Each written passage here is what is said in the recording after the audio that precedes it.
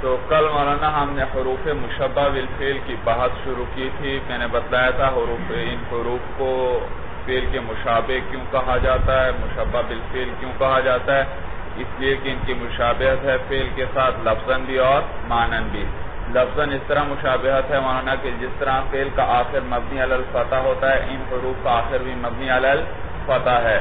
جیسے فعل متعدی ایک اسم اپنے فاعل کو رفع دیتا ہے اور مفعول کو نصب دیتا ہے, اسی طرح یہ حروف بھی ایک اسم کو نصب دیتے ہیں اور ایک اسم کو رفع دیتے ہیں.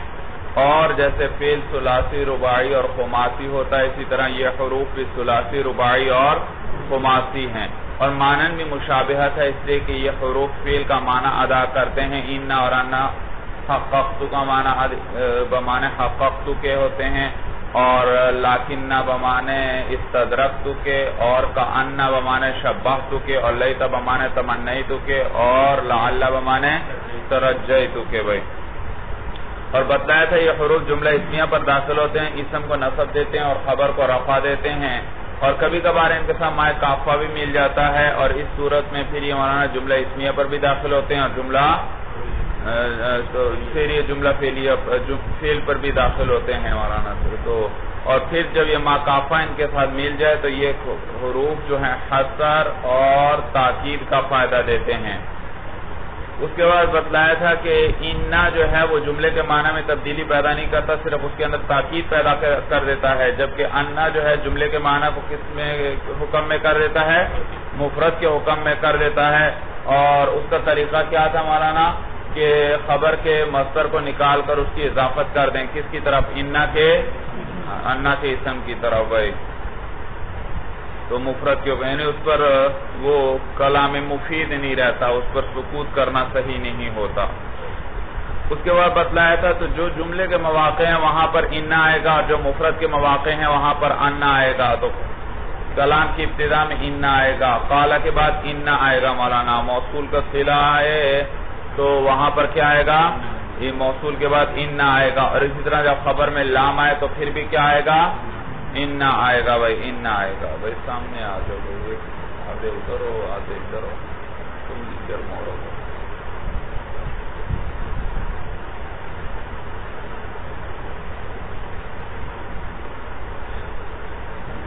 اور جو مفرد کا مقام ہوگا وہاں ان آئے گا. مثال کے طور پر فاعل کا مقام ہے تو وہاں کیا آئے گا, ان آئے گا. مفعول کا مقام ہے, ان آئے گا. مضاف الیہ کا مقام ہے, وہاں ان آئے گا مولانا. مجرور ہے تو وہاں پر ان آئے گا. بھائی اسی طرح لو کے بعد بھی ان آئے گا, اس لیے کہ لو حرف شرط ہے, اور حرف شرط ہمیشہ کس پر داخل ہوتے ہیں, فعل پر داخل ہوتے ہیں. اور یہاں پر تو لو کے بعد ان آ رہا ہے, فعل نہیں آ رہا, لہذا یہ جو آگے جملہ ہے اس کو فعل کے لیے, فعل محذوف کے لیے فاعل بنا دیں گے, اور یہاں فعل محذوف نکالیں گے, ای لو ثبت ان.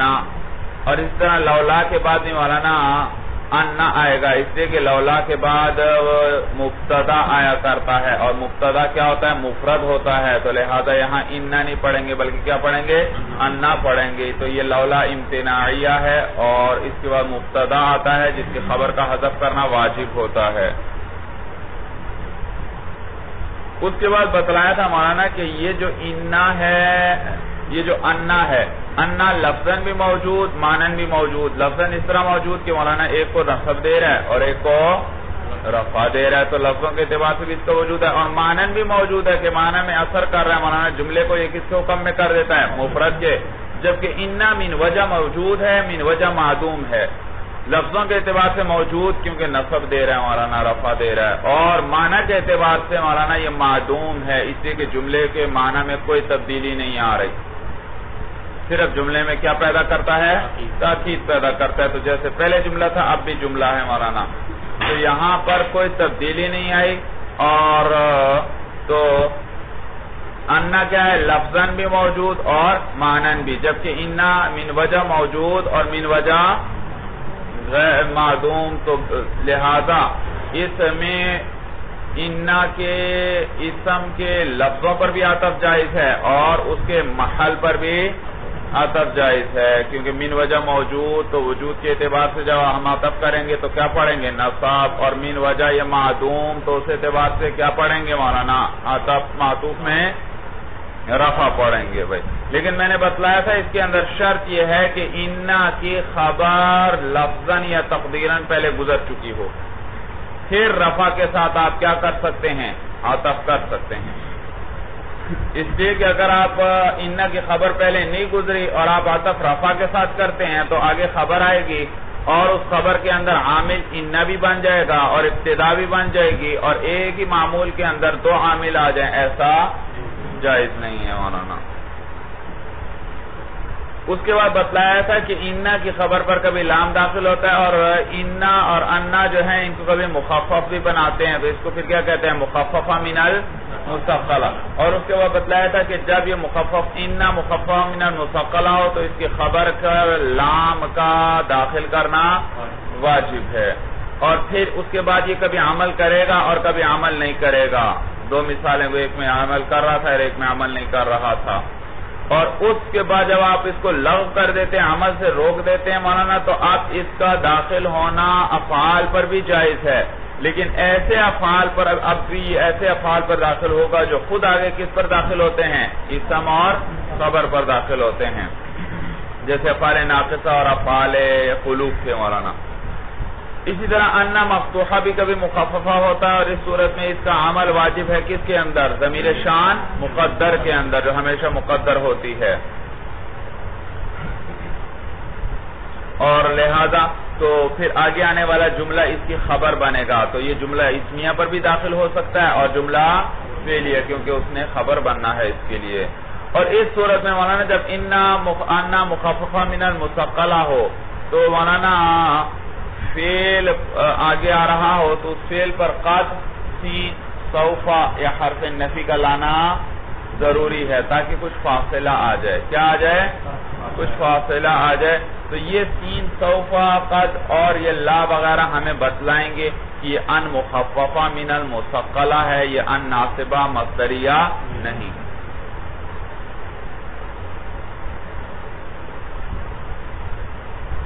اور اس کے بتلایا ہے کأن تشبیہ کے لیے آتا ہے، اور بعض پھر کہتے ہیں یہ کأن کس سے بنا ہے؟ کاف جارہ سے اور انا سے. اور تو اصل میں تھا انا جملے کے شروع میں آ رہا تھا اور کاف درمیان میں آ رہا تھا. مثلا انا زیدن کالاسدی، پھر کیا کیا؟ کاف کو اٹھا کر انا پر لے آیا تو کیا بن گیا؟ کانا. پھر مولانا انا چونکہ در وقت میں آ گیا اور وقت میں انا نہیں پڑھتے، کیا پڑھتے ہیں؟ انا، تو اس کو کیا بنا دیا؟ کانا. اور اس کو بھی مولانا یہ کبھی مخفف ہوتا ہے تو عمل لغو کر دیتا ہے، عمل لغو ہو جائے گا اس کا، جیسے کان زید اسد، لیکن استدراک کے لیے آتا ہے. استدراک کس کو کہتے ہیں مولانا؟ کہ ما قبل کلام سے کوئی وہم پیدا ہو، اس وہم کو دور کرنا استدراک کہلاتا ہے. تو لیکن استدراک کے لیے آتا ہے تو یہ دو متغیر کلاموں کے درمیان ہوگا، یعنی معنی کے اعتبار سے ایک مثبت ہوگا تو دوسرا منفی ہوگا. ہاں لفظوں میں تغایر ضروری نہیں، لفظوں میں کبھی تغایر ہوگا، ایک مثبت ایک منفی ہوگا اور کبھی تغایر نہیں، لیکن معنی کے اعتبار سے تغایر ضرور ہوگا مولانا. اور اس کے ساتھ بتایا تھا واو کا لانا بھی جائز ہے، اور کبھی کبھار یہ بھی مخفف ہوتا ہے تو لغو ہو جاتا ہے اس کا عمل، جیسے مشا زید لیکن بکرون عندنا، تو لیکن بکرون، لیکن نصب نہیں دے رہا بھائی جب. اور اس کے بعد بتایا تھا لیتا تمنی کے لیے آتا ہے، اور امام فرا فرماتے ہیں کہ یہ خبر کو بھی نصب دے سکتا ہے. لیتا زیدن قائمن، تو یہ تمنی تو کے معنی میں ہے، اتمنا کے معنی میں ہوا، اور اتمنا کیا ہے؟ دو مفعول چاہتا ہے، تو یہ بھی دونوں کو نصب دے دے گا. جبکہ جمہور کہتے ہیں نہیں، یہ ان مقامات میں سے ہے جہاں یہ قائمن آگے حال ہے، اور یہ ان مقامات میں سے ہے جہاں پر حال کے عامل کو حذف کرنا واجب ہے. اور لعل ترجی کے لیے آیا تھا، جیسے شاعر کا، جیسے امام ابو حنیفہ کہتے ہیں، بعض نسبت کرتے ہیں کہ امام ابو حنیفہ رحمہ اللہ کا قول ہے احب الصالحین ولست منہم لعل اللہ یرزقنی صلاحا، تو لعل اللہ، لعل نے نصب دیا. اور کبھی کبھی اس کے ذریعے جر بھی آ جاتا ہے لعل کے ذریعے، لیکن بڑا شاذ خلیل ہے، شاذ ہے، جیسے لعل زیدین قائمون بھائی، اور اس میں کئی لغات بتلائیں تھی بھائی. فاصل حروف العطف عشرۃ، حروف عطف مولانا 10 ہیں. الواو والفاء وثم وحتى واو واما وام ولا وبل ولكن. فالاربعۃ الاول للجمع، پہلے 4 کس لیے ہیں مولانا؟ جمع کے لیے، واو فا ثم حتی، یہ جمع کے لیے آتے ہیں مولانا۔ کیا معنی جمع؟ یعنی معطوف اور معطوف علیہ کو حکم میں جمع کر دیتے ہیں۔ مثلا میں نے کہا جاءنی زید و عمر، تو میں نے واو کے ذریعے عطف کیا عمر کا، کس پر بھائی؟ زید پر۔ اس نے جمع ہونے کا فائدہ دیا، یعنی اس مجیعت کے اندر، اس آنے میں دونوں جمع ہیں۔ مجیعت زید کے لیے ثابت ہے تو مجیعت عمر کے لیے بھی، ہاں جی سمجھ میں آیا؟ اسی طرح میں نے کہا جاءنی زید فعمر، معلوم ہوا مجیعت جیسے زید کے لیے ثابت ہے اسی طرح عمر کے لیے بھی ثابت ہے۔ اس نے بھی جمع کا فائدہ دیا کہ دونوں کو حکم میں جمع کر دیا۔ میں کہتا ہوں جاءنی زید ثم بکر، اس نے بھی کس چیز کا فائدہ دیا مولانا؟ جمع کا۔ اور اسی طرح حتی، سمجھ میں آیا بھائی؟ تو یہ واو فا ثم حتی جمع کا، چاروں جمع کا فائدہ دیتے ہیں، یعنی معطوف اور معطوف علیہ کو جمع کر دیتے ہیں اس حکم کے اندر بھائی۔ لیکن پھر ان میں آپس میں فرق ہے، وہ مطلق جمع کے لیے آتا ہے۔ وہ کس لیے آتا ہے؟ مطلق جمع۔ مطلق جمع کا کیا معنی؟ یعنی مانا وہاں کوئی ترتیب و تراخی، وہاں ترتیب و تراخی نہیں آتی بھائی، سمجھ میں؟ ترتیب اور تراخی، تاخیر۔ میں نے کہا جاءنی زید ثم عمر، کیا معنی؟ زید آیا پھر تھوڑی دیر کے بعد عمر آیا، تو ثم نے مولانا ترتیب کا فائدہ دیا یا نہیں دیا مولانا؟ اور یہ بتلایا ہے نہیں کہ بکر تھوڑی دیر بعد آیا تھا۔ میں کہتا ہوں جاءنی زید فعمر، کیا معنی؟ زید آیا اور پھر فوراً ہی کون آیا؟ عمر آ گیا، تو فا نے ترتیب کا فائدہ دیا کہ پہلے زید آیا اور پھر کون آیا؟ عمر، اور درمیان میں مہلت اور تاخیر بھی نہیں، بلکہ زید کے آنے کے فوراً بعد عمر آیا۔ جبکہ یہ جو وہ ہوتا ہے یہ صرف مطلق جمع، یہ ترتیب کا فائدہ نہیں دیتا۔ میں نے کہا جاءنی زید و عمر، اس نے جمع ہونے کا فائدہ دیا کہ مجیعت زید کے لیے بھی ثابت ہے اور عمر کی، لیکن پہلے کون آیا بعد میں کون آیا کوئی مولانا کسی چیز پہ دلالت نہیں کر رہا۔ ہو سکتا ہے زید ہی پہلے آیا ہو اور عمر کیا ہو؟ فوراً بعد آیا ہو سکتا ہے زید پہلے آیا اور عمر تھوڑی دیر بعد آیا ہو، پھر بھی آپ کہہ سکتے ہیں جاء زید و عمر۔ زید آج آیا، عمر 10 سال بعد آیا مولانا، آپ پھر بھی کہہ سکتے ہیں جاء زید و، کہ مجیعت دونوں کے لیے ساتھ۔ ہو سکتا ہے عمر پہلے آیا ہو اور زید بعد میں آیا ہو، پھر بھی آپ کہہ سکتے ہیں جاء زید، زید کو پہلے سے ذکر کر دیں۔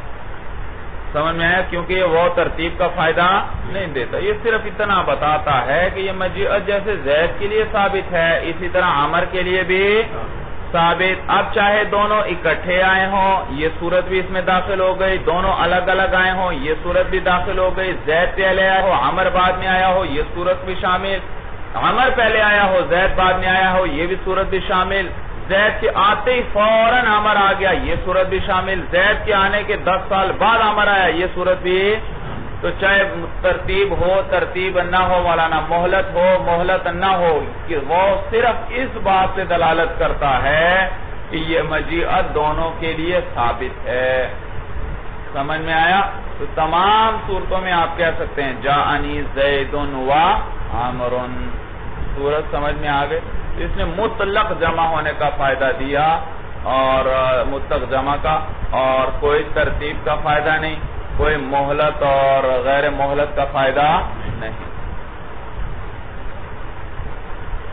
فالواو للجمع مطلقا مولانا، واو جو ہے مطلق جمع کے لیے آتا ہے، نحو جاءنی زید و عمر سواء کان زید مقدما فی المجیء او عمر، برابر ہے چاہے زید مقدم ہو آنے کے اندر یا عمر مقدم ہو۔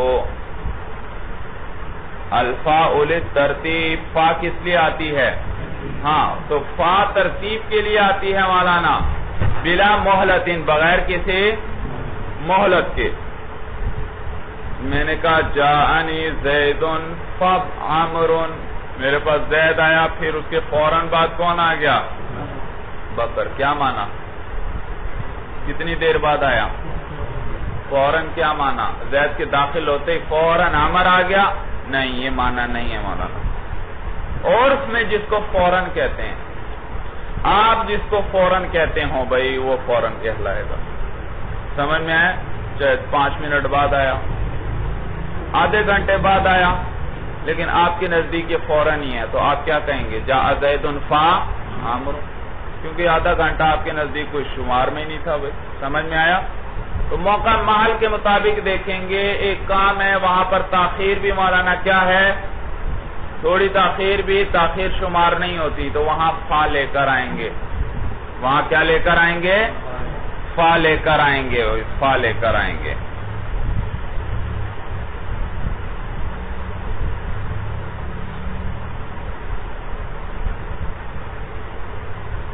جیسے قرآن میں آتا ہے مولانا، دیکھیے عرف پر ہے مدار، وَأَنزَلَ مِنَ السَّمَاءِ مَاءً فَتُصْبِحُ الْأَرْضُ مُخْضَرَّةً، اور نازل کیا آسمان سے پانی، بارش کو نازل فرمایا اللہ، تو اس سے زمین کیا ہو جاتی ہے؟ سرسبز ہو جاتی ہے۔ بارش سے زمین کیا ہوتی ہے مولانا؟ بارش کے ہوتے ہی فوراً سرسبز ہو جاتی ہے یا 2-3 دن لگتے ہیں اس کو بھائی؟ چند 2-4 دن تو لگیں گے اس کو کم از کم، بہت بھی جلدی ہو تو 2-4 دن تو ضرور لگیں گے، لیکن پھر بھی قرآن میں کیا ہے؟ فَتُصْبِحُ، فا کے ساتھ ذکر کیا گیا۔ کس کے ساتھ؟ معلوم ہوا فوراً سے یہ مراد فوراً نہیں ہے، بلکہ یہ سپرد بعرف ہے۔ عرف میں بارش کے بعد زمین جلدی سبز ہو جاتی ہے تو اس کو تاخیر شمار ہی نہیں کیا جاتا، یعنی یہ فوراً ہی ہو گئی، گویا کہ فوراً ہی ہو گئی۔ سورت سمجھ میں آ گئی بھائی؟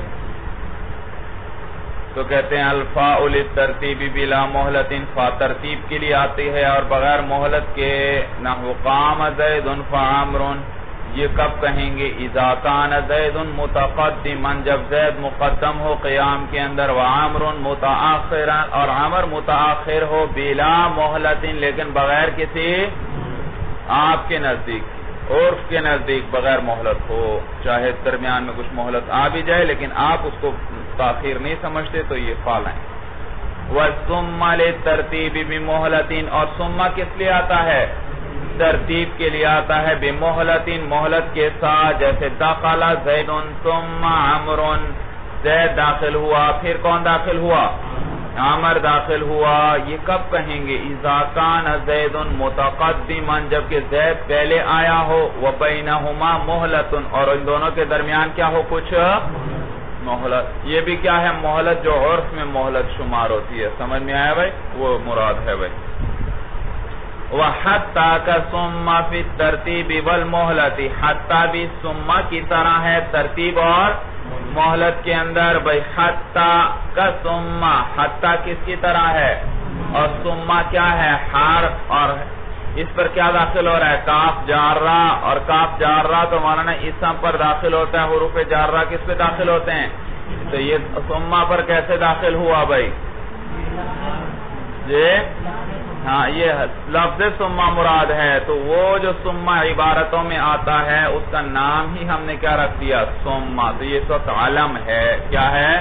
علم ہے۔ تو یہ ھذا لفظ کی تعویل میں یہ لفظ جو ہے، یہ لفظ مولانا یعنی لفظ مراد، تو یہ اسم ہوا مولانا، نام ہوا، تو اب اسم پر کاف جارہ داخل ہو جاتا ہے۔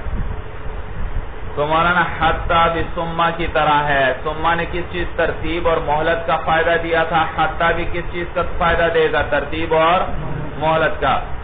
حتیٰ ثم فی الترتیب والمہلت الا ان مہلتها اقل من مہلت ثم، مگر حتیٰ کی مہلت ثم کی مہلت سے کم ہوگی۔ ثم میں جو مہلت ہے وہ زیادہ ہوگی اور حتیٰ میں مہلت کیا ہوگی؟ کم ہوگی۔ وَيُشْتَرَطُ أَن يَكُونَ مَعْطُوفُهَا دَاخِلًا فِي الْمَعْطُوفِ عَلَيْهِ، اور اس کے اندر شرط لگائی گئی ہے مولانا کہ اس کا معطوف داخل ہو کس کے اندر؟ بھائی دیکھو، یہ حتیٰ سے پہلے آیا معطوف علیہ، اور یہ پھر حتیٰ آیا، اور حتیٰ کے بعد آیا معطوف، لیکن شرط یہ ہے کہ یہ جو معطوف ہے یہ معطوف کا جز ہو، یہ معطوف کیا ہے معطوف علیہ کا؟ آپ کہتے ہیں اکلت السمکۃ حتی رأسها، میں نے مچھلی کھائی یہاں تک کہ اس کا سر بھی کھا گیا۔ اب یہ رأس جو ہے مولانا سمکہ کا جز ہے یا جز نہیں ہے مولانا؟ جز ہے۔ تو دیکھا حتی عاطفہ کے اندر ما بعد کو کیا ہونا چاہیے؟ ما قبل کا جز ہونا چاہیے۔ تو یہ مولانا یہ حتی جو ہے حکم میں عموم کا فائدہ دیتا ہے۔ حکم میں کس چیز کا فائدہ دیتا ہے؟ عموم کا، یعنی حکم شامل ہو جاتا ہے تمام افراد یا جمیع اجزاء کو مولانا۔ حکم شامل ہو جاتا ہے تمام افراد کو یا جمیع اجزاء کو۔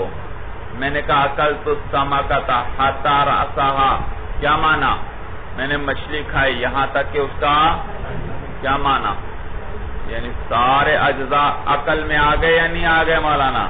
سارے۔ تو اس حتی نے عموم کا فائدہ دیا، تمام اجزاء کو اب یہ حکم شامل ہوا، سارے اجزاء کیا ہوئے؟ معقول ہوئے۔ سورج سمجھ میں آ گئی؟ وہی تفید قوت۔ اچھا، تو اس میں شرط لگائی گئی ہے کہ معطوف وہ داخل ہونا چاہیے معطوف علیہ میں، یعنی اس کا جز ہو۔ وہی تفید قوتا فی المعطوف، اور یہ معطوف میں کس چیز کا فائدہ دیتا ہے؟ قوت کا فائدہ دیتا ہے۔ آگے آ رہا ہے او ضعفا، یا ضعف کا فائدہ دیتا ہے۔ جیسے آپ کہتے ہیں مات الناس، لوگ مر گئے، حتی الانبیاء، یہاں تک کہ انبیاء کا بھی انتقال ہوا۔ اب بتائیے مولانا پہلی شرط کیا تھی کہ ما بعد کو ما قبل کا جز ہونا چاہیے، ما بعد کو ما قبل میں داخل ہونا چاہیے۔ تو انبیاء بھی ناس میں سے ہیں یا نہیں مولانا؟ انبیاء بھی ہیں لوگوں میں سے ہیں۔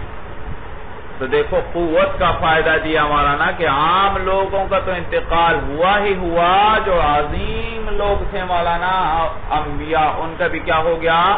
تو یہ دیکھو حتی نے قوت کا فائدہ دیا۔ او ضعفا، یا کس چیز کا فائدہ دیا؟ ضعف کا فائدہ دیا۔ جیسے نحو قدم الحاج حتی المشاۃ، حاجی آ گئے یہاں تک کہ پیدل بھی آ گئے مولانا۔ پیدل جو حاجی تھے، مشاۃ ماشین کی جمع ہے، پیدل حاجی آ گئے یہاں تک کہ پیادہ بھی آ گئے بھائی۔ جی، تو پیادہ جو تھے وہ حاجیوں میں داخل ہیں یا خارج ہیں مولانا؟ وہ بھی داخل ہیں۔ تو حاجی دو قسم پر ہے، کچھ سواری بھی آئیں گے، کچھ پیدل آئیں گے، اور ہیں سارے کیا؟ حاجی۔ تو دیکھو معطوف داخل ہے کس کے اندر؟ معطوفون۔ اور یہ مولانا ضعف کا فائدہ دے رہا ہے کہ بھئی اتنا وقت گزر گیا ہے کہ سوار حاجی تو آئے ہی آئے، جو کمزور تھے پیدل آ رہے تھے وہ بھی پہنچ گئے ہیں، تو دیکھو ضعف کا فائدہ دیا یا نہیں دیا مولانا؟ کہ جو کمزور آنے کے اندر کون قوی ہوگا مولانا؟ سوار یا پیدل؟ اور ضعیف کون ہوگا؟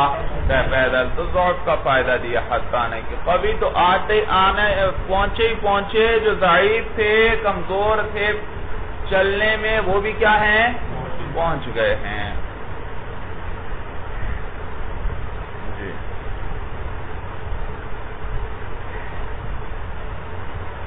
سمجھ میں آیا؟ اب مولانا ایک بات بتائیے مجھے، حتی انہوں نے کہا تھا سما کی طرح ہے، اور سما کس چیز کا فائدہ دیتا تھا؟ ترتیب اور مہلت کا۔ تو ترتیب یہاں آئی مولانا؟ مات الناس حتی الانبیاء، لوگ مر گئے یہاں تک کہ انبیاء کا بھی انتقال ہوا۔ تو لوگ پہلے مرے ہیں یا انبیاء کا انتقال بعد میں ہوا، یا وہ لوگوں کے ساتھ تھے ان کا انتقال ہوا ہے بھائی؟ جی، لوگ تو آج کل بھی مر رہے ہیں، انبیاء کا ان کے بعد ہوا ہے انتقال۔ ہاں، انبیاء کا بھی تو لوگوں کے ساتھ ہی ہوا ہے انتقال بھائی، کوئی بعد میں سب کے آخر میں تو انتقال نہیں ہوا علیحدہ۔ اسی طرح مولانا حاجی سوار آئے، ساتھ ساتھ پیدل بھی آ رہے ہیں، یہ سوار ہر حال میں پہلے پہنچتا ہے اور پیدل بعد میں پہنچتا ہے؟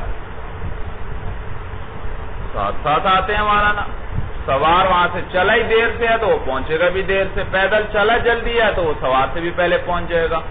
تو دیکھو حتیٰ یہاں سے ایک اور بات معلوم ہوئی کہ حتیٰ جو ترتیب دیتا ہے وہ خارج میں نہیں ہوتی بلکہ وہ صرف ذہن میں ہوتی ہے۔ حتیٰ جو ترتیب دیتا ہے وہ خارج میں نہیں ہوتی مولانا، بلکہ کس میں ہوتی ہے؟ صرف یہ ہم نے جو ترتیب دی یہ ذہن کے اندر ترتیب دی کہ کمزور لوگوں کا تو انتقال ہوا ہی ہوا، جو عظیم لوگ تھے ان میں کا بھی کیا ہو گیا؟ انتقال۔ طاقتور قوت والے حاجی تو آ ہی گئے، جو کمزور حاجی تھے وہ بھی آ گئے ہیں۔ تو دیکھو حتیٰ نے کس چیز کا فائدہ دیا؟ ترتیب کا، لیکن یہ ترتیب خارجی نہیں بلکہ ترتیب ذہنی ہے، ترتیب ذہنی۔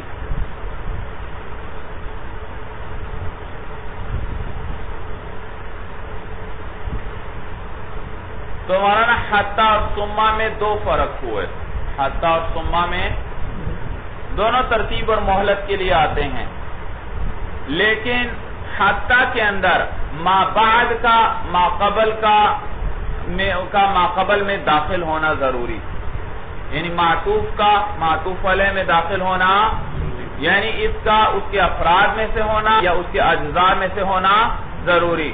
اور دوسرا یہ کہ ثم کے اندر جو ترتیب ہوتی ہے وہ خارج میں ہوتی ہے، جاءنی زیدن ثم عمرن، یہ آنا یہ تاخیر کس میں ہے؟ خارج میں ہے۔ اور حتیٰ کے اندر تاخیر خارج میں نہیں ہوتی بلکہ صرف کس میں ہوتی ہے؟ ذہن میں۔ آپ نے خود ذہن کے اندر ترتیب دی مولانا، لوگوں کے گروہ بنا دیے، ایک انبیاء کا گروہ بنایا، ایک عام لوگوں کا گروہ بنایا، اور پھر ان میں ترتیب قائم کی کہ انبیاء ہیں اعلیٰ اور لوگ کیا ہیں؟ ادنا۔ تو مولانا پہلے کس کو لے کر آئے؟ ادنا کو لے کر آئے، پھر مولانا قوت پھر اس کے بعد ترتیب کے ساتھ کس کو؟ قوی کو ذکر کر دیا، پہلے ادنا کمزور کو ذکر کیا معطوف علیہ کو، اور پھر حتیٰ کے بعد قوی کو۔ دیکھو تو حتیٰ نے مولانا ترتیب کا فائدہ دیا، لیکن یہ ترتیب خارج میں بھی تھی یا صرف آپ نے ذہن میں بنائی تھی؟ صرف ذہن میں بنائی تھی، اور اس نے کس چیز کا فائدہ دیا؟ قوت کا فائدہ دیا کہ معطوف کیا ہے؟ قوی ہے۔ اور کبھی ضعف کا فائدہ دیتا ہے کہ معطوف کیا ہے؟ ضعیف ہے۔ جیسے آپ نے ذہن میں حاجیوں کے دو گروہ بنا لیے، ایک وہ حاجی جو سوار، ایک وہ حاجی جو پیدل، اور آپ نے تو جو سوار تھے وہ ان کو قوی ہیں، اور جو پیدل تھے وہ کیا تھے؟ ضعیف تھے۔ تو آپ نے قوی کو پہلے ذکر کیا، ضعیف کو بعد میں ذکر کیا۔ تو مولانا حتیٰ کے ذریعے آپ نے کس چیز کی طرف اشارہ کیا؟ کس چیز کو ذکر کیا؟ کس چیز کا اس نے فائدہ دیا؟ ضعف کا فائدہ دیا۔ کس چیز کا فائدہ دیا؟ ضعف کا، کہ دیکھو مولانا معطوف علیہ ہے قوی، اور معطوف کون ہے؟ ضعیف، کیونکہ عام حاجی قوی سوار اور پیدل کیا ہے؟ ضعیف ہے۔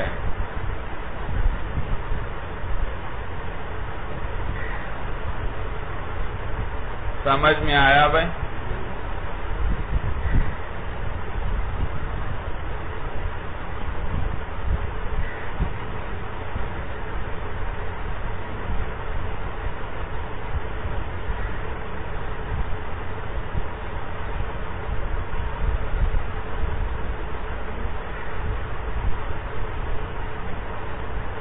تو یاد رکھو میں نے کیا بتلایا تھا، یہ حتیٰ عموم کا فائدہ دیتا ہے۔ کس چیز کا؟ کہ یہ حکم کو عام کر دیتا ہے کہ وہ شامل ہے جمیع افراد کو یا جمیع اجزاء کو۔ ایک حتیٰ جارہ بھی آپ پڑھ چکے ہیں، حتیٰ جارہ بھی اسی طرح عموم کا فائدہ دیتا ہے، لیکن مولانا فرق یہ اصل ان دونوں میں سے ایک حتیٰ عاطفہ ہے، ایک حتیٰ جارہ، اصل ان میں حتیٰ جارہ ہے، اصل کیا ہے؟ لہذا حتیٰ جارہ میں ما بعد کا ما قبل میں داخل ہونا ضروری نہیں، جبکہ حتیٰ عاطفہ میں ما بعد کا ما قبل میں داخل ہونا ضروری ہے۔ جیسے میں کہتا ہوں مولانا نمت البارحۃ حتی الصباح، میں گزشتہ رات سویا صبح تک۔ نمت البارحۃ حتی الصباحی، یہ حتی کون سا ہے؟ جارہ ہے. تو دیکھو ایک ہے صبح، بارحہ کہتے ہیں گزشتہ رات کو، تو کیا صبح گزشتہ رات میں داخل ہوتی ہے؟ صبح تو رات کا جز نہیں. تو دیکھو حتی جارہ کے اندر ما بعد کا ما قبل کا کے اندر داخل ہونا ضروری نہیں. تو یہ عموم کا فائدہ دیتا ہے، جیسے حتی عاطفہ عموم کا فائدہ دیتا ہے، یہ حتی جارہ بھی کس کا فائدہ دے رہا ہے؟ اور یہاں بھی عموم آ رہا ہے، اس لیے مولانا کے لیل کا جو آخری جز ہے وہ صبح کے ساتھ ملا ہوتا ہے. تو صبح رات میں داخل تو نہیں، لیکن رات کا آخری جز کیا ہے؟ صبح کے ساتھ ملا ہوا ہے. جب ملا ہوا ہے تو عموم آیا یا نہیں آیا مولانا؟ کہ میں کیا ہوا؟ میں ساری رات سویا. کیا معنی ہوا؟ تو عموم میں آ گیا مولانا، کیونکہ ما قبل کا آخری جز ملا ہوا ہے کس کے ساتھ؟ ما بعد.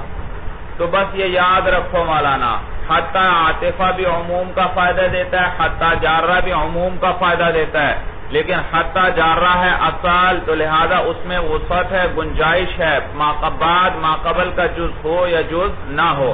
جبکہ حتی عاطفہ میں ما بعد کا ما قبل کا جز ہونا ضروری نہیں. معلوم ہوا جہاں حتی عاطفہ آئے وہاں حتی جارہ پڑھنا بھی جائز. جہاں حتی وہاں حتی جارہ پڑھنا بھی، کیونکہ حتی جارہ میں بھی تو ما بعد ما قبل کا جز ہو بھی سکتا ہے. اور لیکن جہاں بھی حتی جارہ آئے وہاں حتی عاطفہ کا لانا جائز ہو یہ ضروری نہیں، کبھی لا سکتے ہیں اور کبھی نہیں. لہذا نمت البارحۃ حتی الصباحی، یہاں حتی عاطفہ نہیں لا سکتے کیونکہ ما بعد ما قبل میں داخل نہیں. ہاں اکلت السمکۃ حتی رأسہا، یہ حتی عاطفہ ہے، لیکن یہاں حتی جارہ بھی آپ پڑھا سکتے ہیں. اکلت السمکۃ حتی رأسہا، دونوں جائز ہیں. سمجھ میں آئی بات پہ؟ وَأَوْ وَإِمَّا وَأَمْ ثَلَاثَتُهَا لِثُبُوتِ الْحُكْمِ لِأَحَدِ الْأَمْرَيْنِ مُبْهَمًا لَا بِعَيْنِهِ. او اما اور ام یہ تین آتے ہیں لِثُبُوتِ الْحُكْمِ، حکم کو ثابت، حکم کے ثبوت کے لیے، لِأَحَدِ الْأَمْرَيْنِ دو چیزوں میں سے کسی ایک کے لیے، مبہماً مبہم طریقے پر، لا بعینہ نہ کہ معین طریقے پر. دیکھیے مولانا نحو مررت برجل او امرأۃ، میں مرد یا عورت پر گزرا، میں مرد یا، تو دیکھو مولانا یہ او آیا مولانا، اور او نے ثبوت حکم کا فائدہ دیا کہ آپ کا مرور کس پر ہو رہا ہے؟ مرد پر ہو رہا ہے یا لیکن تو ثبوت حکم آیا دو چیزوں میں سے کسی ایک کے لیے، مرد کے پر گزرنا ہے یا، اور مبہم طریقے پر ہے، تعیین نہیں ہے بھائی، تعیین کہ یہ آپ مرد پر گزرے تھے یا عورت پر. غیر متعین طریقے پر حکم کو ان دونوں میں سے کسی ایک کے لیے ثابت کریں. آپ دونوں پر نہیں گزرے، آپ دونوں میں سے ایک پہ گزرے ہیں، یا مرد پہ گزرے ہیں یا، لیکن کس پہ گزرے ہیں یہ مبہم ہے، اس کی تعیین نہیں. سورج سمجھ میں آئی بھائی؟ وَإِمَّا إِنَّمَا تَكُونُ حَرْفَ الْعَطْفِ إِذَا تَقَدَّمَتْهَا إِمَّا أُخْرَى، اور اما جو ہے کہتے ہیں مولانا یہ حرف عطف ہوگا جب اس سے پہلے ایک اور اما آ جائے. زید اما اخوک و اما عدوک، زید یا تو تیرا بھائی ہے یا تیرا دشمن ہے. مثلا آپ کہتے ہیں جی کسی کو کیا کہتے ہیں؟ زید یا تو تیرا بھائی ہے یا تیرا، تو دیکھو مولانا زید اما اخوک و اما عدوک، تو یہ عدوک کا عطف کس پر کر رہے ہیں آپ جی؟ اخوک پہ. عدوک کا عطف کس پہ کر رہے ہیں؟ تو معلوم ہوا یہ وہ درمیان میں جو و اما آیا یہ وہ زائد ہے، اما عطف کے لیے ہے. اما کس لیے ہے؟ اس کی وجہ سے عدو کا عطف ہو رہا ہے اخوکا پر. لیکن اخوکا سے پہلے بھی تو ایک اما ہم لائے، اخوکا سے پہلے بھی کیا لائے؟ اما لائے. دیکھو تو عدو کا عطف کس پہ ہو رہا ہے؟ اخوکا پہ. تو عدو کا اور اخوکا کے درمیان ایک اما ہمیں چاہیے تھا عطف کے لیے، لیکن یہ جو اخوکا سے پہلے ایک اما لائے یہ ظاہر ہے، اس کو لانا پڑے گا. اس کو کیا کرنا پڑے گا؟ جب اما کو آپ، تو یہ پہلا اما نہیں مراد مولانا، وہ عطف کے لیے نہیں ہے. پہلا اما عطف کے لیے، ثانی اما عطف کے لیے ہے، لیکن اما کو جب بھی عطف کے لیے لائیں تو ثانی والا ہی ہمیشہ عطف کے لیے ہوگا. اس سے پہلے ایک اور اما کو کیا کرنا پڑے گا؟ لانا پڑے گا. تو وہ پہلا اما پہلے سے آپ کو یہ بات بتلا دے گا کہ آگے جو ہے مولانا حکم دو چیزوں میں سے کسی ایک پر کے لیے ثابت ہے اور تعین نہیں ہے مولانا. تعین تو اما، جب پہلا اما آیا آپ سمجھ گئے مولانا کوئی آگے ایسی چیز آ رہی ہے جو دو چیزوں میں دائر ہے، وہاں پر تعین نہیں ہوگی. دو چیزوں میں سے کسی ایک کے لیے حکم ثابت ہوگا غیر معین طریقے پر. سمجھ میں آ گئی بات؟ تو اسی لیے کہا اما انما تکون حرف العطف، اما جو ہے یہ حرف عطف ہوگا اسی وقت اذا تقدمتها اما اخرى، جب اس پر ایک اور اما مقدم ہو جائے. نحو العدد اما زوج و اما فرد، عدد یا تو جفت ہوگا یا طاق ہوگا. دیکھا بھائی اما عاطفہ کون سا اس جملے میں؟ بھائی دوسرا اما فردن والا. اور پہلا اما کس لیے لے کر آئے؟ زائد، تاکہ پہلے سے یہ پتہ چل جائے کہ آگے کیا ہے، حکم دائر ہونے والا ہے دو چیزوں کے درمیان مبہم طریقے پر، تعین نہیں ہوگی آگے. وَيَجُوزُ أَن يَتَقَدَّمَ إِمَّا عَلَىٰ أَوْ،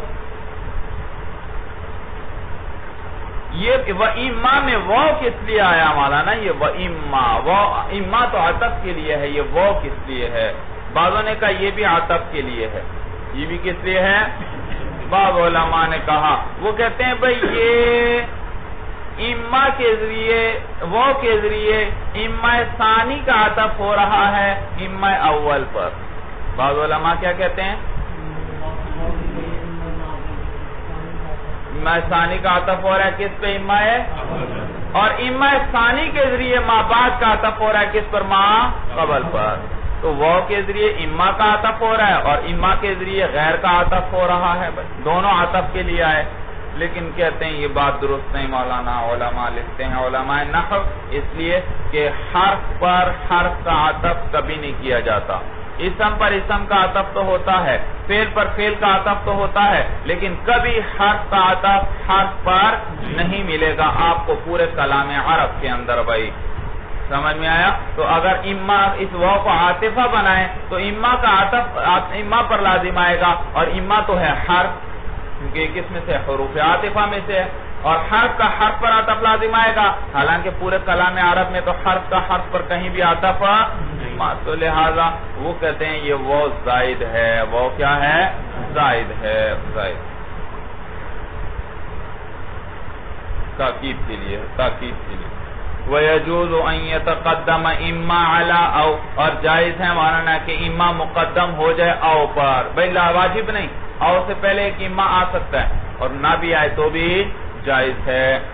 جیسے زید اما کاتب او امی، زید یا تو لکھنے والا ہے یا وہ ان پڑھ ہے.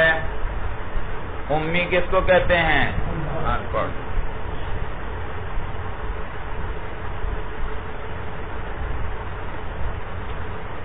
سمجھ میں آیا؟ تو یوں بھی آپ کہہ سکتے ہیں زید کاتب او امی، اما کے بغیر بھی کہہ سکتے ہیں اور اما کے ساتھ بھی کہہ سکتے ہیں. تو دیکھا یہ تعین آئی یہاں پر مولانا، زید کاتب ہے یا ان پڑھ ہے، تعین ہے؟ نہیں، تعین نہیں بھائی. تو یہ اما او بھی تعین غیر تعین کے لیے آئے گا. ادھر گیا. وَأَعْلَى قِسْمَيْنِ، اور ام دو قسم پر ہے. متصلۃ، مولانا ام دو قسم پر ہے، ایک متصلہ اور ایک منقطعہ. بھائی ایک متصلہ اور ایک منقطعہ. بھائی دیکھیے بھائی ام متصلہ. بھائی یہ بات وہاں آئی تھی، آپ کو شاید یاد ہو تخصیص کے 6 طریقوں میں سے ایک طریقہ کیا تھا؟ حمزہ استفہام آئے کس کے ساتھ؟ ام متصلہ کے ساتھ. یہ اب ام متصلہ آیا. ام متصلہ وہ ہے جس کے ذریعے مولانا 2 مبہم چیزوں میں سے کسی ایک کی تعین کا سوال کیا جائے. ام متصلہ کس کو کہتے ہیں بھائی؟ 2 مبہم چیزوں میں سے کسی ایک کی تعین کا. ہاں اتنا آپ کو پتہ ہے انہی 2 چیزوں میں سے کوئی تیسری چیز. میں کہتا ہوں رجل فی الدار ام امرأۃ، گھر میں مرد ہے یا عورت؟ میں نے آپ سے سوال کیا رجل فی الدار ام امرأۃ، گھر میں مرد ہے یا عورت؟ اور کس کے ذریعے سوال کیا؟ ام متصلہ کے ذریعے. معلوم ہو مجھے اتنا یقین ہے مرد اور عورت ہی میں سے کوئی اور چیز نہیں. اب آپ جواب میں نعم کہیں، غلط ہے مولانا، نعم نہیں کہہ سکتے. نعم کا معنی ہاں انہی میں سے کوئی ہے، انہی میں سے. یہ تو مجھے پہلے سے پتا ہے. میں نے ام متصلہ سے سوال کرنے کا میرا مقصد ہی یہ ہے کہ مجھے اتنا پتا ہے کہ ان دونوں میں سے کوئی ایک. لہذا یہاں نعم یا لا سے جواب نہیں چلے گا، بلکہ آپ کو تعین کرنا پڑے گی کہ رجل ہے یا امرأہ ہے. سمجھ میں آئے؟ تو اس کو کہتے ہیں ام متصلہ. کیا کہتے ہیں؟ ام متصلہ کہتے ہیں. ایک ام منقطعہ آگے آئے گا مولانا. ام منقطعہ وہ ہے جس میں پہلے خبر ہوتی ہے اور ام کے بعد استفہام ہوتا ہے. ام سے پہلے کیا ہوتی ہے اور ام کے بعد تو منقطع کر دیا، یعنی دونوں چیزوں کو ایک دوسرے سے. ایک خبر ہے اور ایک خبر ہے، ایک انشاء ہے مولانا. اور انشاء اور اس خبر میں کیا ہوتا ہے؟ انقطاع. آگے تفصیل آ جائے گی. یا مولانا منقطعہ آتا ہے 2 سوالوں کے درمیان. ایک سوال پہلے آپ نے کیا، پھر اس کو چھوڑ کر دوسرا سوال پوچھ لیا، تو اس کو کیا کہتے ہیں؟ ام منقطعہ کہتے ہیں.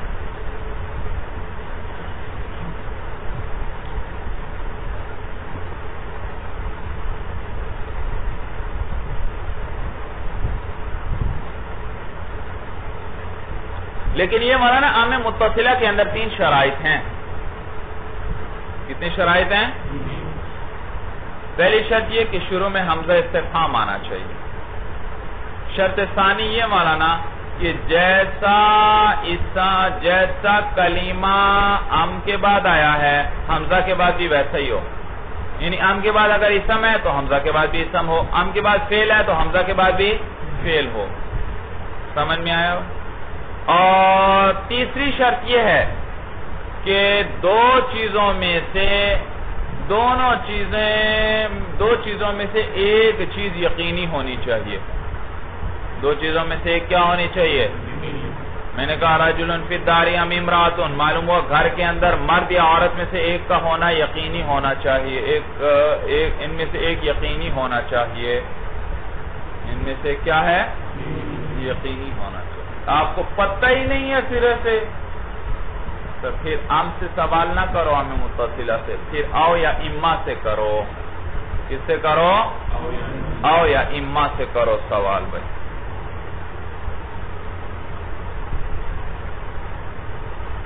دیکھیے ساری تفصیل آ رہی ہے.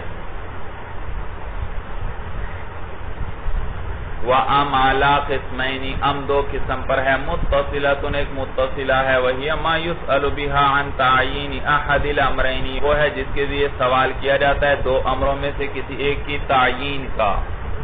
کسی ایک کی وَالسَّائِلُ بِهَا، اور اس کے ذریعے سوال پوچھنے والا يَعْلَمُ ثُبُوتَ أَحَدِهِمَا، وہ دونوں میں سے کسی ایک کے ثبوت کو، کہ ان دونوں میں سے کوئی ایک چیز ہے، لیکن مبہمان کس طریقے پر جانتا ہے؟ مبہم طریقے پر، تعین نہیں ہے. بخلاف او و اما، بخلاف او اور اما کے ذریعے بھی سوال ہوتا ہے مولانا رجل فی الدار او امرأۃ، لیکن یہ اس وقت سوال ہوگا جب آپ کو سرے سے پتہ ہی نہیں ہے کہ گھر میں مرد ہے یا عورت ہے یا یہ کوئی جانور ہے، کچھ پتہ ہی نہیں ہے آپ کو. بھائی تو اب آپ کس کے ذریعے سوال کریں گے؟ او یا اما کے ذریعے. جبکہ ام کے ذریعے تب سوال کریں گے جب آپ کو یقین ہے کہ انہی 2 چیزوں میں سے کوئی ایک ہے، تیسری چیز نہیں ہے. لہذا اور اما کے جواب میں نعم اور لا کہہ سکتے ہیں. ایک آدمی نے کہا رجل فی الدار او امرأۃ، آپ نے کہا نعم. اس نے کیا کہا گھر میں مرد یا عورت ہے؟ آپ نے کہا جی ہاں. سمجھ میں آیا بھائی؟ تعین بھی کر دیں وہ بھی ہے، لیکن جی ہاں بھی وہاں نعم یا لا بھی جواب میں کہہ سکتے ہیں، جبکہ ام متصلہ میں نعم یا لا نہیں کہہ سکتے.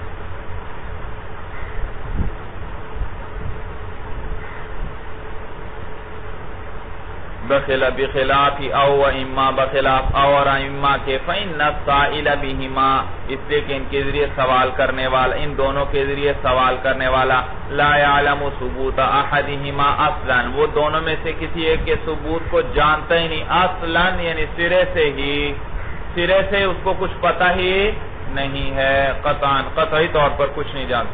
وَتُسْتَعْمَلُ بِثَلَاثَةِ شَرَائِطَ، اور یہ استعمال ہوتا ہے کتنی شرائط کے ساتھ؟ 3 شرائط کے ساتھ ام متصلہ. ان یقع قبلها حمزۃ، پہلی شرط یہ کہ اس سے پہلے کیا آئے مولانا؟ حمزہ آئے. نحو زید عندک ام عمر، کیا زید ہے تیرے پاس یا عمر ہے؟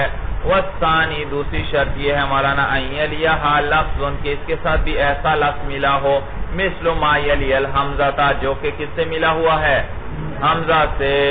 آنی انکان بعد الحمزہ اسم فکذالک بعد ام، یعنی کہ اگر حمزہ کے بعد اسم ہو تو اسی طرح ام کے بعد بھی کما مرہ، جیسے کہ بعد گزر گئی اسم ہو. وَإِنْ كَانَ بَعْدَ الْحَمْزَةِ فِعْلٌ فَكَذَلِكَ بَعْدَهَا، اور اگر حمزہ کے بعد فعل ہو تو اسی طرح ام کے بعد بھی کیا ہو؟ فعل ہو. جیسے اقام زید ام قعد، تو دیکھو ام کے بعد کیا ہے مولانا؟ حمزہ کے بعد فعل ہے تو ام کے بعد بھی کیا آنا چاہیے؟ فعل. جی فلا یقال، لہذا یہ نہیں کہنا، یہ کہنا یوں نہیں کہا جائے گا ارأیت زیدن ام عمران، ارأیت زیدن ام عمران. تو دیکھو حمزہ کے بعد آ رہا ہے فعل اور ام کے بعد آ رہا ہے اسم، حالانکہ حمزہ کے بعد فعل آئے تو ام کے بعد بھی فعل، حمزہ کے بعد اسم آئے تو ام کے بعد بھی اسم. تو یہاں ایسا نہیں، حمزہ کے بعد فعل آ رہا ہے اور ام کے بعد کیا آ رہا ہے؟ لیکن یہ قول صاحب کتاب کا علماء محققین نے صحیح قرار نہیں دیا مولانا. صاحب قافیہ بھی اسی کو ذکر کرتے ہیں، وہ بھی فرماتے ہیں کہ یہ نہیں کہا جائے گا کہ حمزہ کے بعد فعل ہو تو ام کے بعد کیا آ جائے؟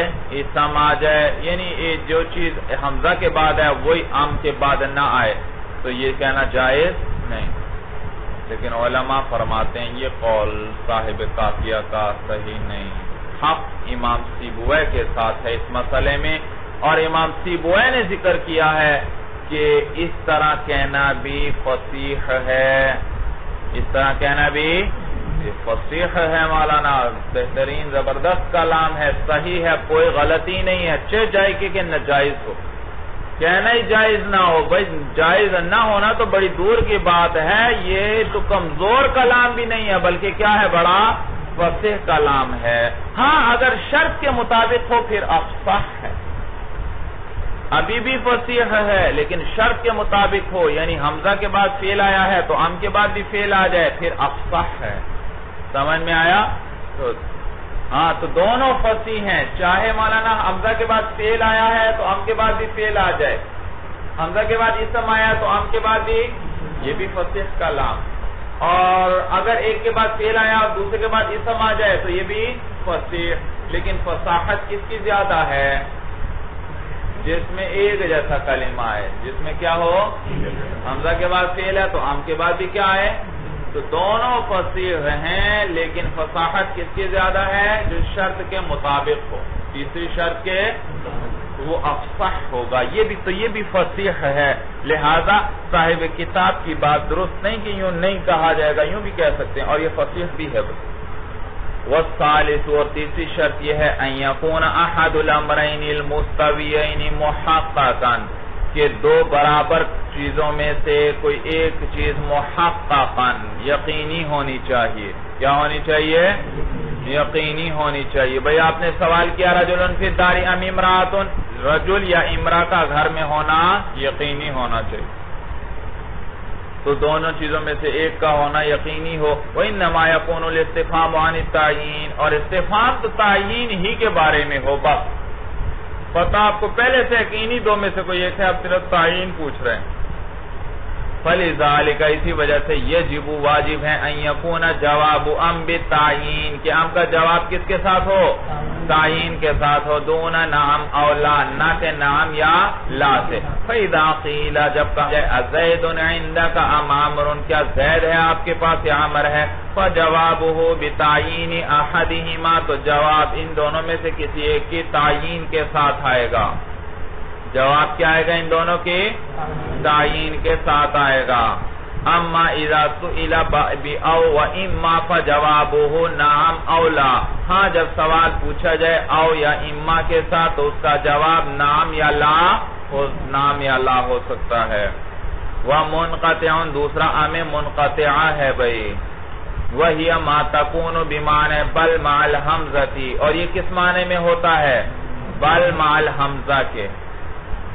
بل اور حمزہ کے معنی میں ہوتا ہے. بل کے ساتھ حمزہ استفہام آئے گا. دیکھیے مولانا مثال سے بات سمجھ میں آئے گی. دیکھنا، پہلے خبر ہوگی، ام سے پہلے خبر دے رہے ہیں اور ام کے بعد سوال پوچھ رہے ہیں، یا ام سے پہلے ایک سوال پوچھ رہے ہیں، ام کے بعد دوسرا سوال پوچھ رہے ہیں. دیکھیے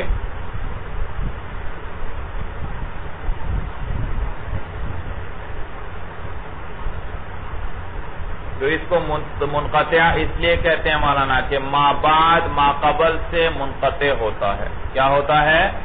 منقطع ہوتا ہے. آپ ایک سوال پوچھ رہے تھے، اس کو چھوڑ کر دوسرا سوال پوچھا، یا پہلے خبر دے رہے تھے، اس کو چھوڑ کر سوال پوچھنا شروع کر دیا. کما رأیت شبحن یا شبحن، یہ کہتے ہیں صورت اور شخص کو.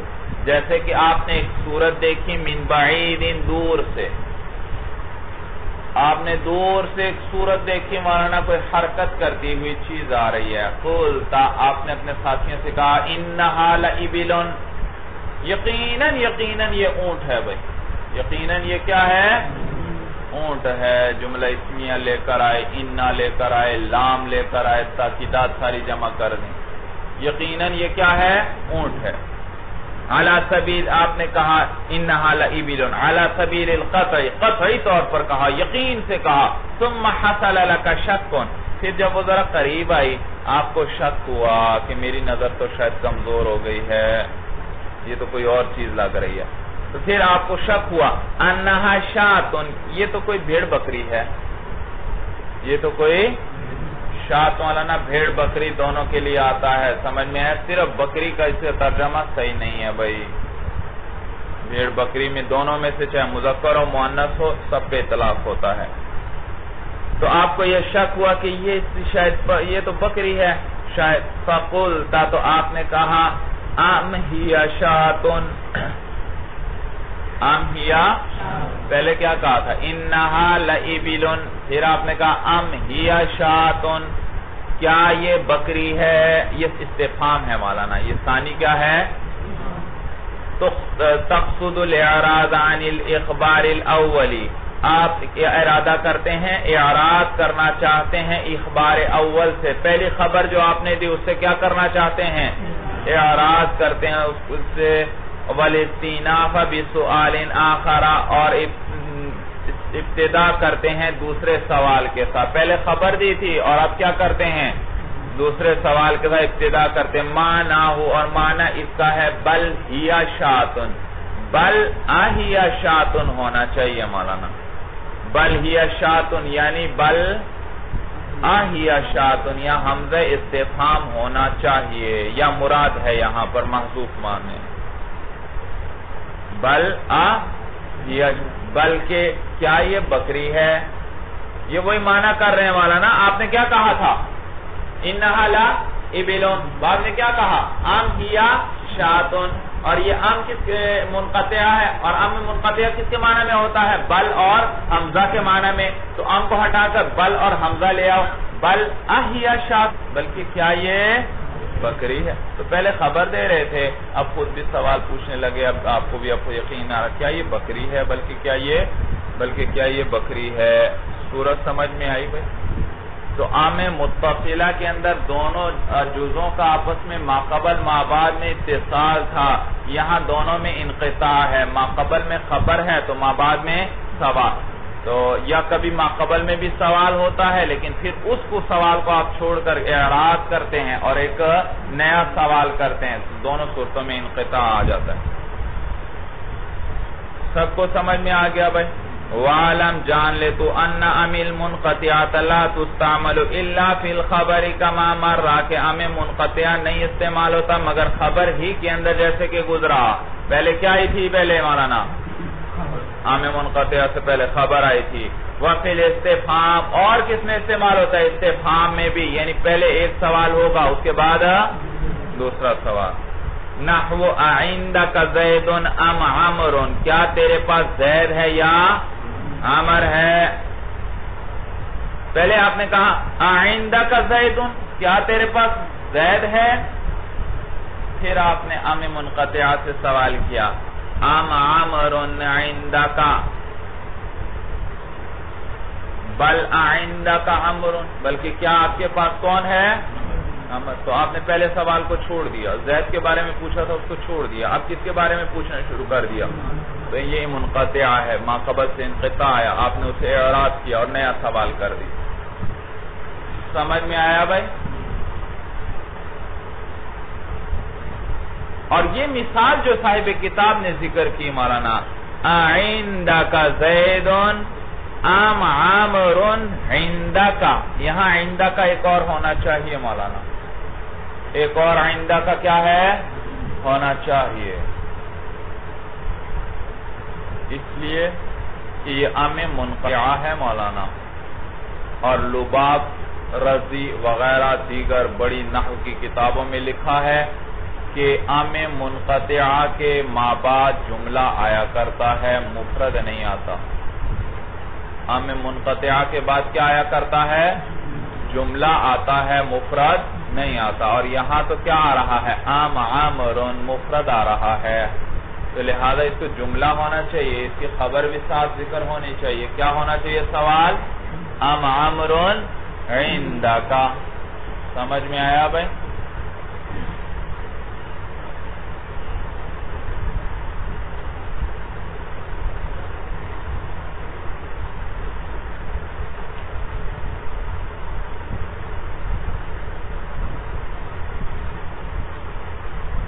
ساتھ دیکھا سألت اولا عن حصول زید، پہلے آپ نے کس کے بارے میں پوچھا؟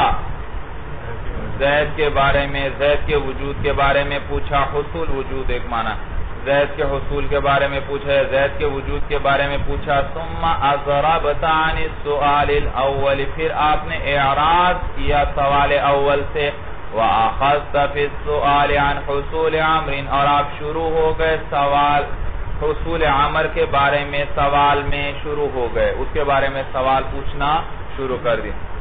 یہ تھے حروف عاطفہ میں سے چند مولانا۔ آگے چلیے آگے، وَلَا حروف عاطفہ میں سے ایک لا ہے، وَبَلْ ہے، وَلَاكِنْ ہے۔ جَمِعُهَا لِثُبُوتِ الْحُكْمِ لِأَحَدِ الْأَمْرَيْنِ مُعَيَّنًا، یہ سارے کے سارے آتے ہیں، حکم کو ثابت کرتے ہیں دو چیزوں میں سے کسی ایک کے لیے، معیناً، کس طریقے پر؟ معین طریقے پر۔ سمجھ میں آیا؟ لا، میں کہتا ہوں جاءنی زید لا عمر، مجیعت کس کے لیے ثابت؟ نہ کہ عمر کے لیے، تو دیکھا دو چیزوں میں سے ایک کے لیے حکم ثابت ہے اور تعیین بھی ہے، کے لیے ثابت ہے اور کس کے لیے نہیں ثابت؟ بل مولانا، جاءنی زید بل عمر، آیا میرے پاس زید بلکہ عمر، کس کے لیے مجیعت ثابت؟ عمر کے لیے، تعیین آ گئی، یعنی کہ دونوں چیزوں میں سے ایک کے لیے حکم۔ لیکن، اور لیکن میں بھی اسی طرح ہے، دیکھیے اما لا، بس لا جو ہے مولانا فَلِنَّفْيِ مَا وَجَبَ لِلْأَوَّلِ عَنِ الثَّانِي، وہ نفی کے لیے آتا ہے، ما اس چیز کی، وجب للأول جو ثابت ہے، وجب مانے ثابتہ کے، وہ جو ثابت ہوا ہے اول کے لیے، تو نفی کرتا ہے اس چیز کی جو ثابت ہوئی ہے اول کے لیے، اور کس سے نفی کرتا ہے؟ عن الثانی، کس سے؟ جانی زید لا عمر. تو اول کے لیے کیا ثابت ہوا؟ آنا. اس آنے کی نفی کس سے کر دے گا؟ ثانی سے. یہی بات کر رہے ہیں. تو نفی کرتا ہے اس چیز کی جو اول کے لیے ثابت تھی ثانی سے. نحو جاءنی زید لا عمر وبل للاضراب عن الاول والاثبات للثانی. اور بل یہ آتا ہے اعراض کے لیے اول سے اور ثانی کے لیے اثبات کرتا ہے. جیسے میں کہتا ہوں جاءنی زید بل عمر، آیا میرے پاس زید بلکہ عمر. تو زید پہلے آپ نے مجیت زید کے لیے ثابت کی، پھر اس سے اعراض کیا اور کس کے لیے ثابت کر دی؟ عمر کے لیے ثابت کر دی. تو معنی اس کا کیا ہوا؟ معنی ہو بل جاءنی عمر، کہ میرے پاس کون آیا ہے؟ عمر آیا ہے. سمجھ میں آیا؟ تو زید کی بات چھوڑ دی آپ نے. وما جاء بکر بل خالد، ما جاء بکر بل خالد. کیا معنی؟ میرے پاس بکر نہیں آیا بلکہ خالد. کیا معنی؟ جی جی یہ مطلب ہے خالد نہیں آیا. بھائی ماقبل میں اگر مثبت حکم تھا تو اس مثبت کو ما بعد کے لیے ثابت کر دے گا. اگر ماقبل میں منفی تھا تو اس منفی کو ما بعد کے لیے. پہلے تو تھا جاءنی زید بل عمر، تو زید کے لیے مثبت حکم تھا یا منفی حکم تھا؟ تو اسی مثبت کو اٹھا کر ما بعد کس کے لیے ثابت کر دیا. کیا معنی ہوا؟ کہ عمر آیا میرے پاس. اور آپ ہے ما جاءنی زید، میرے پاس زید حکم کون سا ہے؟ منفی ہے. بل عمر، بلکہ کیا معنی؟ بلکہ عمر نہیں آیا. میں نے کہنا تھا عمر، تو پہلے میں نے غلطی سے زید کہہ دیا یا کچھ، تو اب میں نے اس سے اعراض کیا فوراً اور کیا کہہ دیا؟ عمر. تو مولانا اعراض کرے گا تو وہ چیز جو ماقبل کے لیے ثابت تھی اس کو کس کے لیے ثابت کر دے گا؟ ما بعد کے لیے. اگر وہ مثبت تھی تو مثبت کرے گا، منفی تھی تو منفی کرے گا. دیکھا خود بتلا رہے ہیں ما جاء بکر بل خالد، معناہو بل ما جاء خالد. اس کا معنی کیا ہے؟ بلکہ خالد نہیں ہے. ولیکن للاستدراک، اور لیکن حروف عاطفہ میں سے یہ استدراک کے لیے آتا ہے. ویلزمھا النفی، اور اس کے ساتھ کیا لازم ہے؟ نفی لازم ہے. قبلہا، اس سے پہلے. بھائی استدراک کس کو کہتے ہیں؟ ماقبل کلام سے جو وہم پیدا ہو اس وہم کو. اور اس میں کے لیے کیا آتا تھا؟ لاکنہ. اور لاکنہ میں کیا ضروری تھا؟ دونوں کلام آپس میں متغائر ہوں، ایک مثبت ہے تو دوسرا. یہاں بھی اسی طرح ہوگا. لیکن استدراک کے لیے ویلزمھا النفی، تو اس میں بھی نفی ہوگی. یا بے نفی ہے، چاہے پہلے آئے چاہے بعد میں آئے، ایک طرف نفی ایک طرف اس بات ہوگا. ویلزمھا النفی، اس سے نفی لازم ہے. قبلہا، وہ نفی یا تو کیا ہوگی؟ اس سے پہلے ہوگی. جیسے ما جاءنی زید، میرے پاس زید نہیں آیا. لیکن عمر جاء، لیکن عمر تو ما قبل میں ہے ما جاء، ما بعد میں ہے جاء. اور بعدہا یا نفی بعد میں ہوگی. جیسے قام بکر لیکن خالد لم یقم، بکر کھڑا ہوا لیکن خالد کھڑا. تو ما قبل میں ہے قام مثبت، اور نفی کہاں پر ہے؟ ما بعد لم یقم میں. بھائی یہاں تک بات سمجھ میں آ گئی بھائی سب کو؟ دیکھیے حروف التنبیہ ثلاثۃ الا و اما و ہا. حروف تنبیہ 3 ہیں، الا، اما اور ہا. بھائی کسی کو متوجہ کرنے کے لیے، متنبہ کرنے کے لیے آتے ہیں کسی بات پر. ان میں سے یاد رکھو الا کتنے ہیں؟ الا، اما اور ہا. ان میں سے الا اور اما صرف جملوں پر داخل ہوتے ہیں، جبکہ ہا جو ہے وہ مفرد پر بھی داخل ہوتا ہے اور جملے پر بھی داخل ہوتا ہے. آپ نہیں کہتے اس میں اشارہ ہے ذا، لیکن آپ کیا کہتے ہیں؟ ہا ذا. تو اس میں اشارہ پر آپ نے کیا داخل کیا؟ ہا. یہ ہا تنبیہ کی ہے مولانا. تو یہ مفرد پر بھی داخل ہوتی ہے اور جملے پر بھی داخل ہوتی ہے. آگے مثال آ جائے گی. جبکہ الا اور اما صرف کس کی تنبیہ کے لیے آتے ہیں؟ جملے پر تنبیہ کے لیے. حروف تنبیہ 3 ہیں، الا و اما و ہا. وضعت لتنبیہ المخاطبی، یہ وضع کیے گئے ہیں تاکہ مخاطب کو متنبہ کر دیں. لئلا یفوتہ شیء من الکلام، تاکہ اس سے کلام میں سے کوئی چیز فوت نہ ہو جائے. بھئی آپ کو یہاں بات کرنا چاہتے ہیں تو آپ کو خطرہ کہ سامع غافل نہ ہو، اس کی توجہ نہ ہو، تو آپ فوراً کہتے ہیں اما زید قائم. اما کہا حرف تنبیہ ہے، فوراً اس کی توجہ ہوگی کہ خاص بات کرنے لگے. تو اب وہ بات کو کیا کر لے گا؟ توجہ سے سن لے گا بھائی. تو تنبیہ کرنے کے لیے یہ وضع ہے تاکہ مخاطب سے کوئی چیز فوت نہ ہو جائے کلام میں سے، یعنی رہ نہ جائے. فَأَلَا وَأَمَا لَا يَدْخُلَانِ إِلَّا عَلَى الْجُمْلَةِ، الا اور آما داخل نہیں ہوتے مگر کس پر مولانا؟ جملے پر. اسمیتاً آگے آئے گا، او فعلیتاً، اسمیتاً کانت او فعلیتاً، وہ جملہ اسمیہ ہوگا یا جملہ نحو قولہ تعالی، جیسے اللہ کا یہ قول ہے الا انہم هم المفسدون، آگاہ رہو کہ یقیناً وہی فساد پھیلانے والے ہیں. تو دیکھا الا آیا، جملہ اسمیہ پر دل ہوا. وقول الشاعر، اور ایک شاعر کا قول، اما والذی ابقا واضحک والذی امات واحیا والذی امرہ الامر. قسم، اما آگاہ رہو، وہ قسمیہ جار رہا ہے، قسم ہے اس ذات کی، ابقا ماضی بمانے مضارع کے، قسم ہے اس ذات کی جو رلاتی ہے، واضحک اور وہ ذات جو ہنساتی ہے، اور وہ ذات اماتا جو موت دیتی ہے، واحیا اور زندہ کرتی ہے، والذی اور اس ذات کی قسم، امرہ الامر جس کا حکم ہی حکم ہے، کہ اسی کا حکم ہے، باقی کوئی حکم نہیں.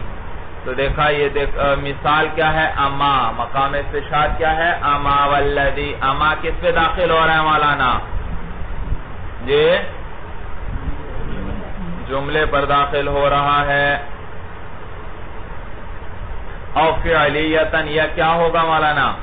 فعلیہ ہوگا. نحو اما لا تفعل، آگاہ رہو، لا تفعل، ایسا نہ کرو. وَأَلَا لَا تَضْرِبُ لَا تَفْعَلْ وَأَلَا لَا تَضْرِبُ.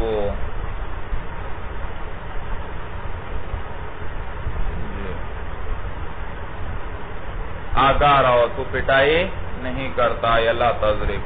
والثالث ہا، تیسرا ہا ہے مولانا، تدخل علی الجملۃ الاسمیہ، یہ جملہ اسمیہ پر بھی داخل ہوتا ہے. نحو ہا زید قائم، دیکھا یہ جملے پر داخل ہوا ہا. والمفرد، اور مفرد پر بھی داخل ہوتا ہے، جیسے ہذا وہؤلاء. سمجھ میں آیا بھائی؟ فصل حروف النداء، حروف ندا جو ہیں خمسۃ، 5 ہیں. یا و ایا و حیا و اے والحمزۃ، یا ایا حیا اے اور حمزہ مفتوحہ. تو وہ فاے والحمزۃ للقریب، اے اور حمزہ کس کے لیے ہیں؟ قریب کے. حروف تھوڑے ہیں قریب کے لیے، اور ایا حیا میں حروف زیادہ ہیں، وہ کس کے لیے ہیں؟ بعید کے لیے، کیونکہ بعید کیا چاہتا ہے؟ لمبی آواز چاہتا ہے، تو اس کے لیے زیادہ حروف رکھے. وَآیا وَحَیا لِلْبَعِيدِ، آیا اور حیا بعید کے لیے ہیں. وَيَا لَهُمَا وَلِلْمُتَوَسِّطِ، اور یا قریب اور بعید دونوں کے لیے ہے، اور متوسط کے لیے بھی ہے. وَقَدْ مَرَّ أَحْكَامُ الْمُنَادَى، اور تحقیق منادہ کے احکام گزر چکے ہیں. حروف الایجاب 6، حروف ایجاب 6 ہیں مولانا. نعم و بلا و اجل و جیر و ان و ای. ایجاب سمجھ میں آیا؟ جواب جن کے ساتھ دیا جاتا ہے وہ 6 حروف ہیں. بھئی اما نعم فلتقریر کلام سابق، اما آتا ہے ماقبل کلام کے اثبات کے لیے، اور نعم کس لیے آتا ہے؟ نعم ماقبل کلام کے اثبات کے لیے. بھئی ماقبل مثبت تھا تو اس کا اثبات کر دے گا، ماقبل منفی تھا تو اس منفی کا کیا کر دے گا؟ میں کہتا ہوں حل جا اجاءک زید، کیا آپ کے پاس زید آیا ہے؟ آپ نے کہا نعم، کیا معنی؟ آیا ہے. میں نے کہا اما جاءک زید، آپ نے کہا نعم، کیا معنی؟ نہیں آیا. سمجھ میں آیا؟ تو مثبت کے جواب میں آئے گا تو اسی مثبت کا اثبات کر دے گا، منفی کے جواب میں آئے گا تو اسی منفی کا اثبات کر دے گا. اما نعم جو ہے فلتقریر کلام سابق، پس وہ کلام سابق کو ثابت کرنے کے لیے ہے. تقریر بمانے اثبات. مثبتاً کانا او منفیاً، چاہے وہ مثبت ہو یا منفی ہو. نحو اجاء زید، کیا زید آیا ہے؟ قلت نعم، آپ نے کہا ہاں، یعنی وہ آیا ہے. وَأَمَا جَاءَ زَيْدٌ، کیا زید نہیں آیا؟ قلت نعم، ہاں، یعنی وہ نہیں آیا. وَبَلَا، اور بلا، بلا میں مولانا ماقبل میں جو نفی ہے، بلا اس کو مثبت بنا کر اس کا اثبات کر دیتا ہے. اس کو کیا کرتا ہے؟ جیسے اللہ نے تمام ارواح کو جمع کیا اور فرمایا الست بربکم، کیا میں تمہارا پروردگار نہیں؟ انہوں نے کہا بلا، کیوں نہیں؟ تو ما قبل میں کیا تھا؟ نفی تھی، کیا میں تمہارا پروردگار نہیں؟ تو بلا نے کیا کیا؟ اس کو اثبات، اس کے مثبت، اس کا کیا کیا؟ اس کے مثبت کو ثابت کیا۔ بس سمجھ میں ہے؟ اسی لیے اگر اس کے جواب میں الست بربکم کے جواب میں نعم کہا جائے تو یہ کفر ہے۔ یہ کیا ہے؟ کیوں؟ کیونکہ نعم تو منفی کو منفی ہی بنا کر رکھ دیتا، ثابت کر دیتا۔ کیا معنی ہوتا؟ کہ آپ ہمارے رب نہیں، تو یہ تو کفر ہو جائے گا۔ وَبَلَا تُخْتَصُ بِإِيجَابِ مَا نُفِيَ اسْتِفْهَامًا، اور بلا خاص ہے۔ تختص تختص دونوں پڑھ سکتے ہیں، یہ لازمی بھی مستعمل ہے، متعدی بھی مستعمل ہے۔ وَبَلَا تُخْتَصُ بِإِيجَابِ مَا نُفِيَ اسْتِفْهَامًا، بلا خاص ہے اس بات کے ساتھ۔ ایجاب کیا معنی؟ اس بات کے، اس چیز کے اس بات کے ساتھ، ما بِإِجَابِ ما، اس چیز کے اس بات کے ساتھ، نفی استفہامان، کہ جس کی نفی کی گئی ہے کس طور پر؟ استفہام کے طور پر۔ بھئی الست بربکم استفہام کے طور پر نفی کی گئی، کیا میں تمہارا پروردگار نہیں؟ تو اس کو اس بات کیا۔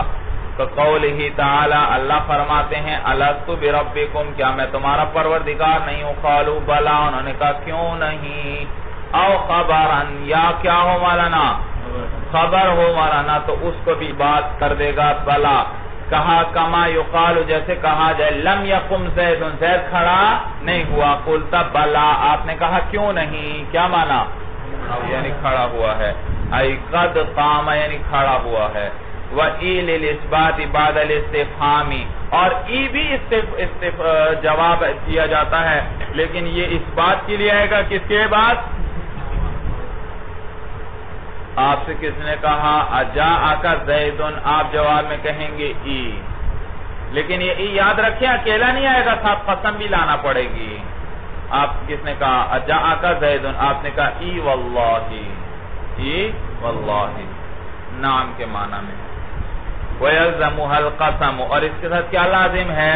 قسم لازم ہے۔ کما اذا قیل، جیسے کہا گئے حل کان کذا، کیا ایسا ہوا تھا؟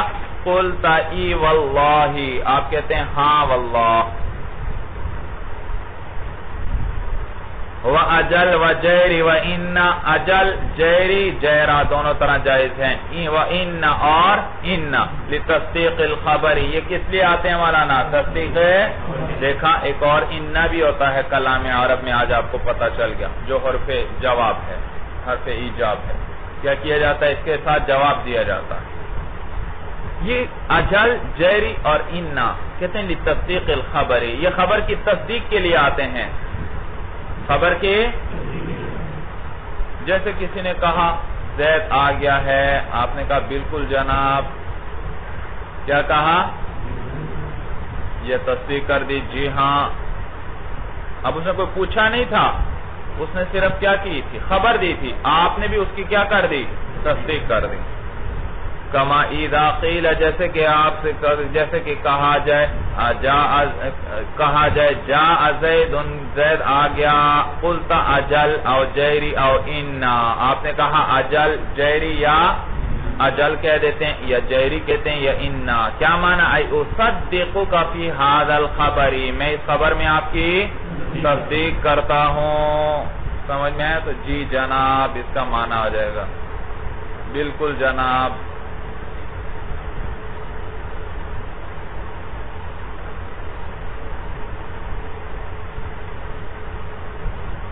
حروف الزیادت سبعۃ، حروف زیادت 7 ہیں مولانا، ان و ان و ما و لا و من والباء واللام۔ ان ہے، ان ہے، ما ہے، لا ہے، من ہے، با ہے اور لام۔ یعنی یہ حروف کبھی کبھی کلام عرب میں کیا آتے ہیں مولانا؟ زائد بھی آتے ہیں، زائد بھی آتے ہیں۔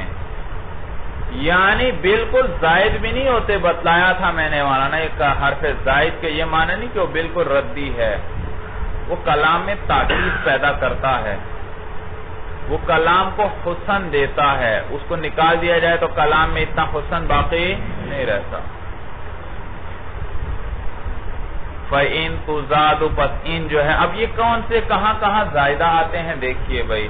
فَإِن تُزَادُ مَعَ مَن نَافِيَتِ، ان بھی نفی کے لیے آتا ہے، ما بھی نفی کے لیے آتا ہے، تو کبھی ما نفی کے بعد ان نافیہ کو بھی بڑھا دیتے ہیں، تو فَإِن تُزَادُ مَعَ مَن نَافِيَتِ، اور ان کو بڑھاتے ہیں ما نافیہ کے ساتھ، نحو ما ان زید قائم، ما ان زید، آپ نے پڑھا تھا یعنی ما مشابہ بھی لیسا ہوتا ہے، مولانا اپنے اسم کو رفع دیتا ہے اپنی خبر کو، لیکن درمیان میں اگر ان آ جائے تو اس کا عمل کیا ہو جاتا ہے؟ باطل ہو جاتا ہے۔ تو دیکھو اب یہ نصب نہیں دے رہا، ما ان زید قائم، اور یہ ما کا معنی ما بھی نفی کا فائدہ دے رہا ہے، اور ان صرف یہاں تاکید کے لیے زائد ہے۔ اگر زائد نہ مانے ہم اس کو تو یہ بھی نفی کے لیے آتا ہے، اور نفی پر نفی داخل ہو تو یہ کس چیز کا فائدہ دیتی ہے؟ اس بات کا فائدہ دیتی ہے، اس چیز کا، اس بات کا فائدہ دیتی ہے۔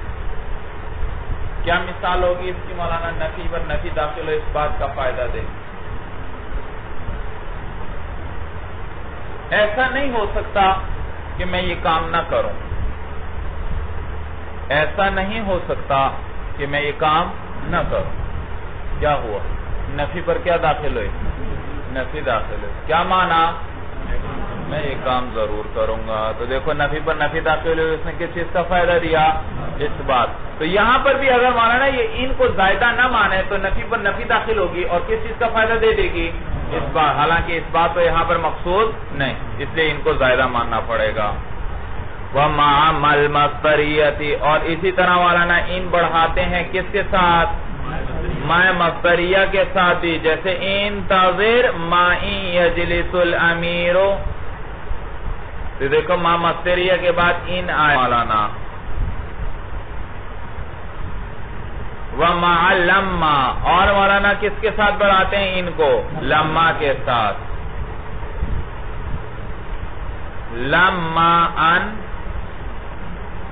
حبست حبست، ہاں چلو جلستہ کر لیں بھئی، یہاں حبست لکھا ہے۔ لما ان جلست جلست، تو دیکھو یہ ان کیا ہے مولانا؟ زائد، یہ ان زائد ہے، لما ان جل۔ وَأَن تُزَادُ مَعَ لَمَّا، یہ تو تھی ان کی بات، ان کو کس کے بعد بڑھاتے ہیں؟ ما نافیہ کے بعد، ما مصدریہ کے بعد، اور لما کے بعد۔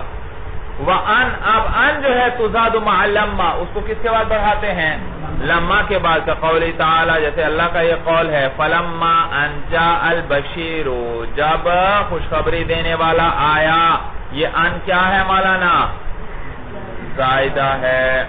وَبَيْنَ اللَّوْ وَالْقَسَمِ، کبھی لو اور قسم کے درمیان بھی ان بڑھا دیتے ہیں، جیسے دیکھیے لو والقسم المتقدم علیہا، لو اور ایسی قسم جو اس پر مقدم ہو، لو سے پہلے کیا آئی؟ قسم، تو اس قسم اور لو کے درمیان کیا لے آتے ہیں؟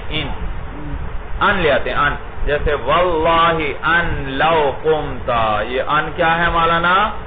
زائدہ ہے۔ واللہ ان لو قمت قمت۔ وما تزاد مع اذا، اور ما کو کس کے ساتھ بڑھاتے ہیں؟ ومتا کے ساتھ، اور ایون کے ساتھ، انا کے ساتھ، اینا کے ساتھ، اور ان یہ جو شرط والے حروف ہیں، کلمات ہیں سارے۔ کما تقولو، جیسے آپ کہتے ہیں اذا ما صمت صمت، سمجھ میں آیا بھائی؟ متا ما جلست جلست، ایما انا جی، اور اینما اما وغیرہ۔ وَقَذَ الْبَوَاقِي، اور اسی طرح کیا ہے؟ باقی ہیں، ایک کہتے ہیں مثال ہم نے دے دی، ان سب کے ساتھ ما بڑھاتے ہیں۔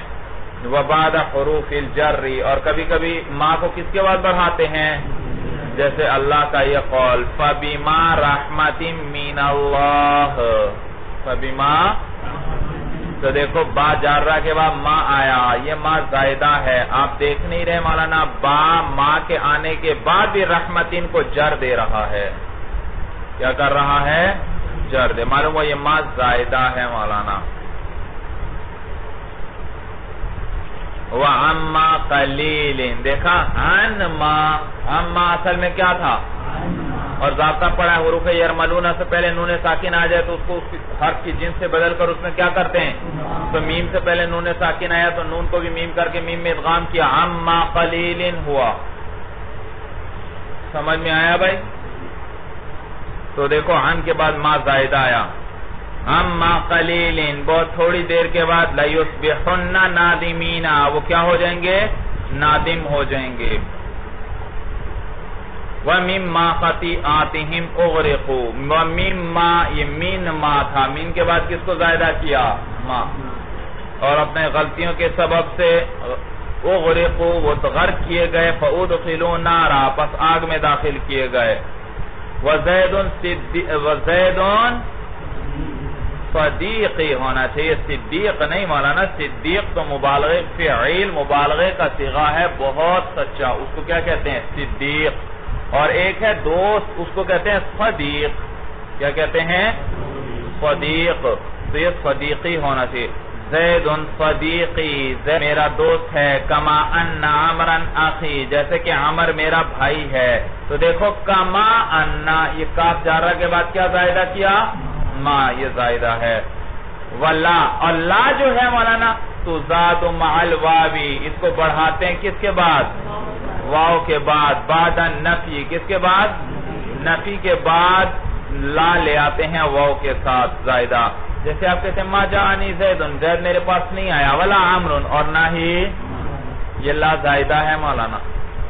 اگر یہ لا زائدہ نہ مانے تو نفی پر نفی داخل ہوگی، کس چیز کا فائدہ دے گی؟ اس بات معلوم ہو زید تو نہیں آیا لیکن عمر آیا، حالانکہ یہ مطلب نہیں، مطلب کیا ہے؟ دونوں نہیں آئے۔ وَبَعْدَ عَنِ الْمَصْدَرِيَّةِ، اسی طرح عن مصدریہ کے بعد بھی کبھی کبھی لا کو کیا کرتے ہیں؟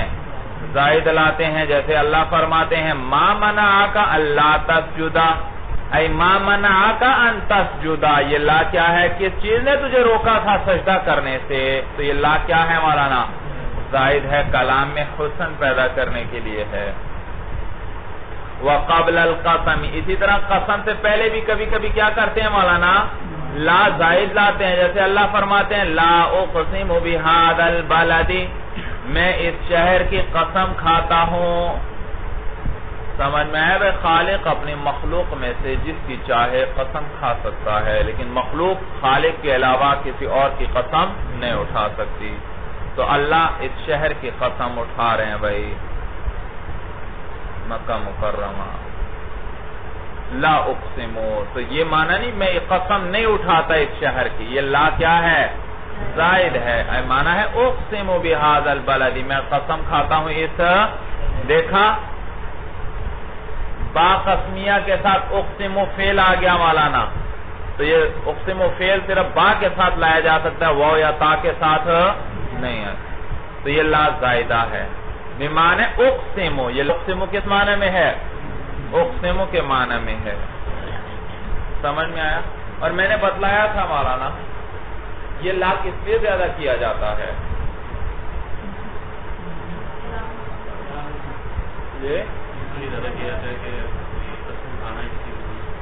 ہاں، یہ اس بات کے یہ لا لایا جاتا ہے بلاغت کا نقطہ، اس بات کی طرف اشارہ کرنے کے لیے کہ جس بات سے قسم کھائی جا رہی ہے وہ جو جواب قسم ہے وہ اتنا واضح ہے، اتنا واضح ہے، اتنا واضح ہے کہ اس میں قسم کھانے کی کوئی ضرورت ہی نہیں ہے، تو گویا متکلم نے لا لا کر قسم کی نفی ہی کر دی، قسم کی کیا کر دی؟ نفی ہی کر دی۔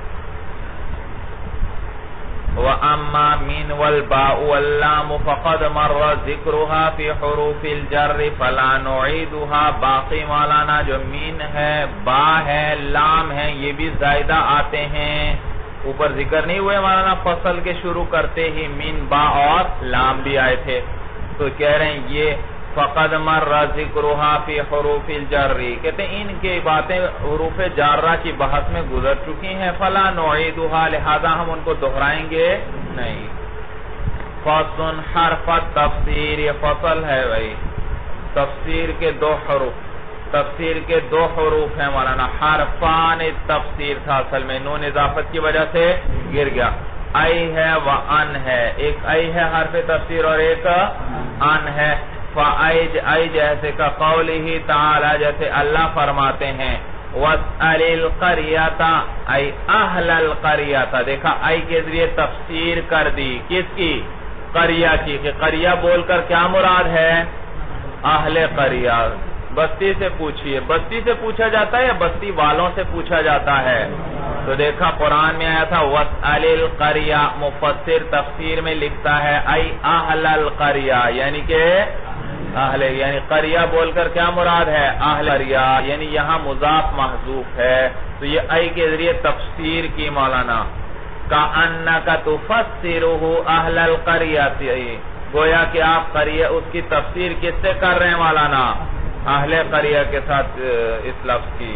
وَأَنْ، ان جو ہے یہ تو ای کی بات تھی، ان انما يُفَسَّرُ بِهَا فِعْلٌ بِمَعْنَى الْقَوْلِ، اس کے ذریعے اس فعل کی تفسیر بیان کی جاتی ہے جو قول کے معنی میں ہو۔ ان کیا ہے؟ اس کے ذریعے ایسے فعل کی تفسیر کی جائے گی جس کے اندر کس کا معنی پایا جائے؟ قول کا۔ دیکھیے مثال سے بات سمجھ میں آئے گی، قولہ تعالی، جیسے اللہ فرماتے ہیں وَنَادَيْنَاهُ، اور ہم نے ندا دی، کیا؟ یعنی کہ یا ابراہیم، یہ ان کس لیے آیا؟ تفسیر کے لیے آیا۔ کیا ندا دی؟ تفسیر بیان کر دی کہ کیا ندا دی ہم نے؟ یا ابراہیم۔ اور ندا والا نا، ندا بھئی ندا میں قول کا معنی ہے یا نہیں؟ جی آواز قول ہے یا قول نہیں ہے مولانا؟ آواز دیں گے کسی کو، قول ہے یا قول یہ نہیں ہے؟ یہ بھی قول ہے، سمجھ میں آیا؟ تو وہ قول کی تفسیر کے لیے نہیں آئے گا، ان ایسے فعل کے لیے آئے گا جس میں قول کا معنی پایا جائے، اور ندا میں بھی کس کا معنی ہے؟ ندا کس کے ساتھ ہوگی ہمیشہ؟ قول کے ساتھ۔ بغیر قول، بغیر کلام کے ہو سکتی ہے ندا؟ نہیں۔